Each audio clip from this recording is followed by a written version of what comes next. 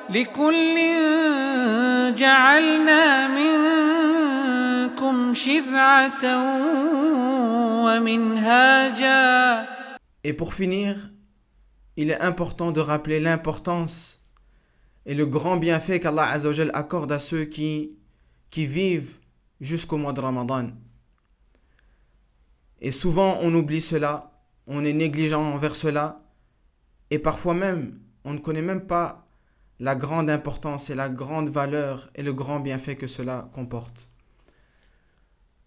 C'est pour cela que j'ai voulu terminer en rapportant le rêve de Talha ibn Ubaydillah, qui était un sahabi. Il nous raconte lui-même qu'un jour il a fait un rêve. Il a vu deux personnes entrer au paradis.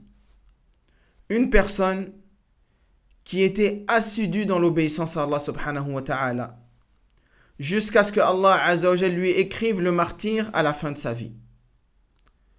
Et une autre personne qui obéissait également à Allah Azza wa Jal, mais qui était dans un degré moindre au niveau de l'obéissance d'Allah subhanahu wa ta'ala, et qui viendra à mourir 1 an après celui qui est mort martyr, d'une mort normale, banale, sans martyr. Donc à vue d'œil, on pourrait se dire que le martyr, et qui était dans l'obéissance à Allah subhanahu wa ta'ala énorme, c'est lui qui rentrera en premier au paradis. Mais subhanallah al-azim, Talha ibn Ubaydillah nous dit que dans son rêve, il y a une personne qui appela celui qui est mort après le martyr et qui était moins assidu dans l'obéissance à Allah subhanahu wa ta'ala, afin qu'il rentre au paradis en premier.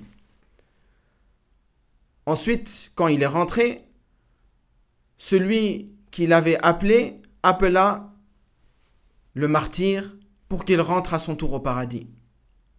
Pour finir, Talha ibn Ubaydillah nous dit que la même personne est venue à lui, parce que Talha était dans le rêve et il était avec eux devant les portes du paradis. Et la personne lui dit: toi, ce n'est pas encore ton temps de mourir, retourne sur terre. Et à ce moment-là, il se réveille. Alors à son réveil, il se balade dans la ville et raconte son rêve aux autres sahaba.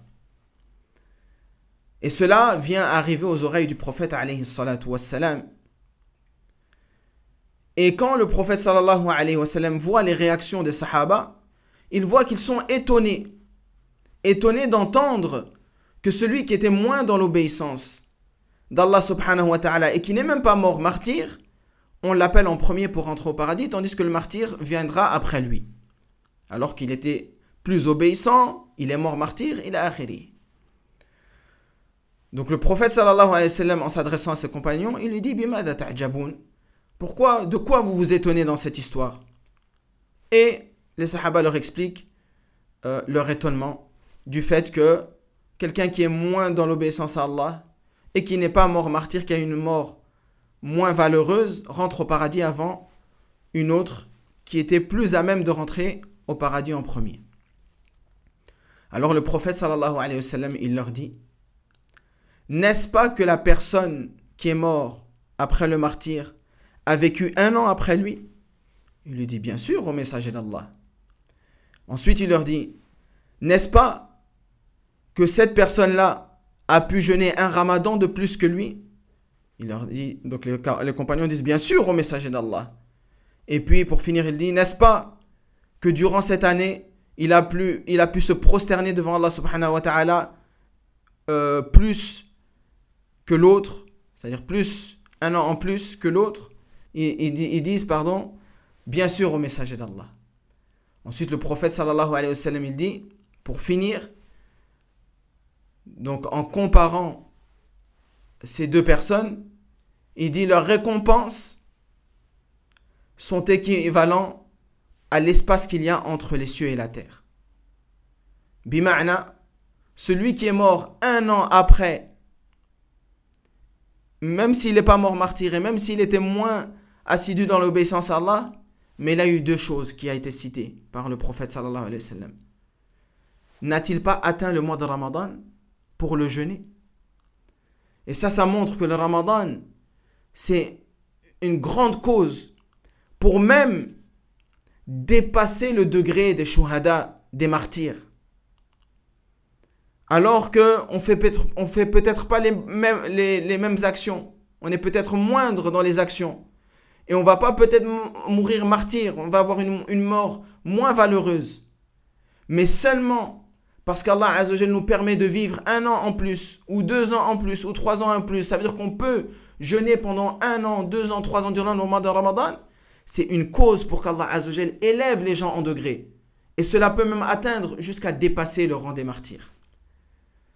Et ensuite, également, le fait de multiplier les prières, qui était la deuxième question du prophète sallallahu alayhi wa sallam. Et donc ça nous montre ces deux actions qui, si on est assidu à eux, peuvent nous amener à des degrés dans le paradis qu'on n'aurait pas atteints par rapport à des autres personnes. Mais seulement parce que Allah Azza wa Jal nous a donné une vie plus longue et que dans cette vie plus longue, on a augmenté nos adorations. On a su prendre les bienfaits d'Allah Azza wa Jal, comme le Ramadan, comme le fait de pouvoir prier. Et ça nous montre l'importance de celui qu'Allah Azza wa Jal accorde une vie longue et que durant sa vie, ses actions se grandissent, ses actions deviennent meilleures, plus pures, plus sur la sunna du prophète sallallahu alayhi wa sallam, et avec une plus grande conscience des bienfaits de certaines adorations, comme c'est le cas du mois de Ramadan. Donc, on va bientôt rentrer dans ce mois-ci. Il est important, il incombe à chacun d'entre nous d'avoir à l'esprit que ce mois-là, c'est un cadeau de la part de notre Seigneur Tabaraka wa Ta'ala. Et celui qui l'atteint, ce mois de Ramadan, qu'il essaye de le jeûner avec foi, avec piété, et en espérant la récompense d'Allah subhanahu wa ta'ala. Et il se peut qu'il atteigne par sa bonne intention, par son assiduité dans cette pratique-là, des degrés dans le paradis, si Allah Azza wa Jal vient à le faire mourir, que ce soit pendant le Ramadan ou après le Ramadan, qu'il atteigne des degrés élevés au paradis, qu'il n'aurait pas pu atteindre s'il n'avait pas pris en considération, s'il n'avait pas fait des efforts durant le mois de Ramadan, ou bien durant les prières. Ainsi, je vous enjoins ainsi qu'à moi-même de craindre Allah Azza wa Jal, d'essayer d'augmenter la fréquence de nos adorations, la sincérité dans nos adorations et d'essayer de se rapprocher d'Allah subhanahu wa ta'ala afin qu'il nous ressuscite dans des degrés élevés au paradis.